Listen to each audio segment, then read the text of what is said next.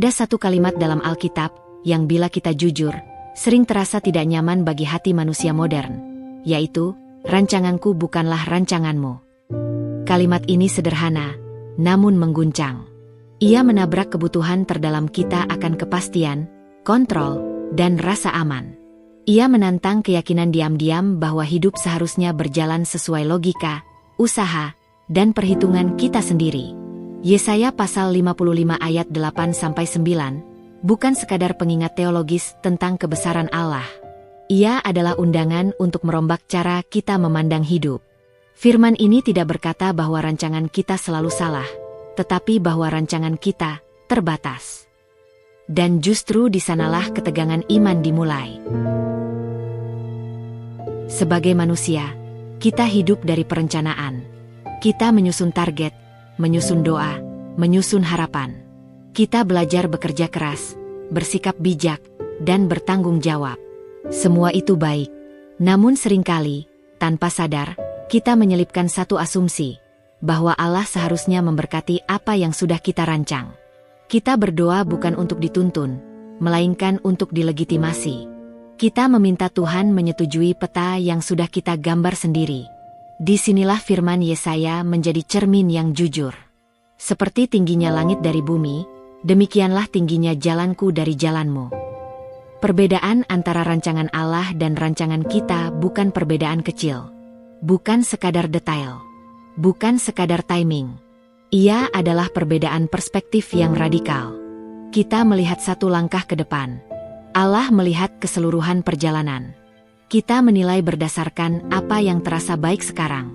Allah bekerja demi apa yang menyelamatkan jiwa dalam kekekalan. Seringkali, kita baru menyadari hal ini ketika hidup tidak berjalan sesuai rencana. Ketika doa yang kita anggap tulus tidak dijawab seperti yang kita harapkan. Ketika pintu yang kita ketuk dengan iman justru tertutup rapat. Pada saat-saat seperti itu, iman kita diuji bukan oleh penderitaan semata, melainkan oleh kekecewaan. Kita tidak hanya bertanya, mengapa ini terjadi? Tetapi juga, apakah Tuhan benar-benar tahu apa yang Ia lakukan? Yesaya pasal 55 tidak ditulis kepada orang yang hidupnya sedang mudah. Pesan ini lahir dalam konteks pemulihan, pengharapan, dan ajakan untuk kembali kepada Tuhan. Firman ini bukanlah ancaman, melainkan penghiburan yang tersembunyi. Ia berkata, secara implisit, Tuhan melihat lebih jauh daripada yang kita lihat, dan itu adalah kabar baik.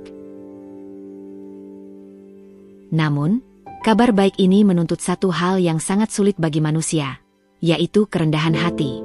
Mengakui bahwa kita tidak tahu segalanya. Mengakui bahwa kecerdasan, pengalaman, dan niat baik kita tetap tidak sebanding dengan hikmat Allah. Mengakui bahwa ada momen-momen dalam hidup di mana iman berarti berjalan tanpa peta yang jelas. Disinilah perbedaan antara iman dan optimisme. Optimisme berkata, semua akan baik-baik saja sesuai harapanku. Iman berkata, semua akan dituntun oleh Allah, bahkan ketika jalannya tidak masuk akal bagiku. Iman tidak selalu membuat kita tenang secara emosional, tetapi ia menancapkan jangkar di tempat yang lebih dalam daripada perasaan. Banyak dari kita bergumul dengan pertanyaan yang sama. Jika rancangan Allah berbeda, mengapa Ia tidak menjelaskannya saja? Mengapa kita harus berjalan dalam ketidakpastian? Jawabannya mungkin tidak memuaskan logika kita, tetapi menyentuh inti relasi, yaitu Allah tidak memanggil kita untuk memahami segalanya, melainkan untuk mempercayainya. Seperti anak yang digandeng menyeberang jalan, ia tidak tahu kemana tepatnya ia akan dibawa, tetapi ia tahu siapa yang menggenggam tangannya. Seringkali, ketika kita menoleh ke belakang, barulah kita melihat benang merah yang dulu tidak terlihat. Pintu yang tertutup ternyata menyelamatkan kita dari arah yang salah. Penundaan ternyata mematangkan karakter. Kehilangan ternyata membuka ruang bagi kedewasaan rohani. Namun, pemahaman ini hampir selalu datang setelah ketaatan, bukan sebelumnya. Yesaya pasal 55 ayat 8-9 juga mengoreksi cara kita memandang keberhasilan dan kegagalan. Dunia mengukur hidup dari hasil yang terlihat, pencapaian, stabilitas, pengakuan. Allah mengukur hidup dari transformasi batin, kesetiaan, ketaatan, dan kasih. Apa yang kita sebut kegagalan bisa jadi merupakan ladang pembentukan. Apa yang kita sebut kesuksesan bisa saja menjauhkan hati dari Tuhan jika tidak disertai kerendahan. Firman ini mengajak kita untuk berhenti menjadikan Tuhan sebagai alat bagi agenda kita, dan mulai menjadikan diri kita sebagai bagian dari karyanya. Bukan berarti kita pasif atau menyerah pada nasib, tetapi kita belajar memegang rencana dengan tangan terbuka.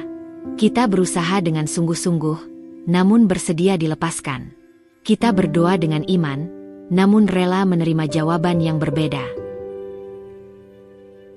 Di tengah budaya yang mengagungkan kontrol diri, firman ini terdengar kontraintuitif.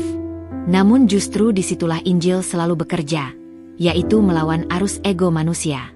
Jalan Allah seringkali tidak spektakuler, tidak instan, dan tidak selalu nyaman.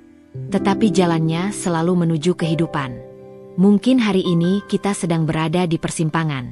Rencana kita terasa rapi, masuk akal, dan bahkan rohani. Namun ada kegelisahan kecil di hati. Firman ini tidak memaksa kita membuang rencana itu, tetapi mengundang kita untuk bertanya dengan jujur. Apakah kita bersedia jika Tuhan mengubahnya? Apakah kita mengasihi kehendak Tuhan, atau hanya hasil yang kita inginkan? Yesaya pasal 55 ayat 8-9, pada akhirnya bukan tentang jarak antara langit dan bumi semata. Ia tentang jarak antara ego dan iman.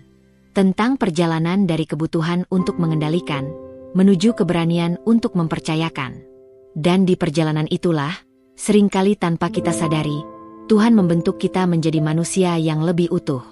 Ketika kita berhenti memaksa Tuhan masuk ke dalam kotak pemahaman kita justru menemukan Allah yang lebih besar, lebih dalam, dan lebih penuh kasih daripada yang pernah kita bayangkan. Dan mungkin, di sanalah iman sejati mulai bertumbuh. Bukan ketika semua jelas, tetapi ketika kita tetap berjalan bersama Tuhan, meski jalannya lebih tinggi dari jalan kita. Terima kasih sudah menonton. Jika video ini berarti, silakan like, tinggalkan komentar, bagikan, dan subscribe. Kiranya damai Tuhan selalu menyertai langkah kita. Sampai jumpa di video selanjutnya.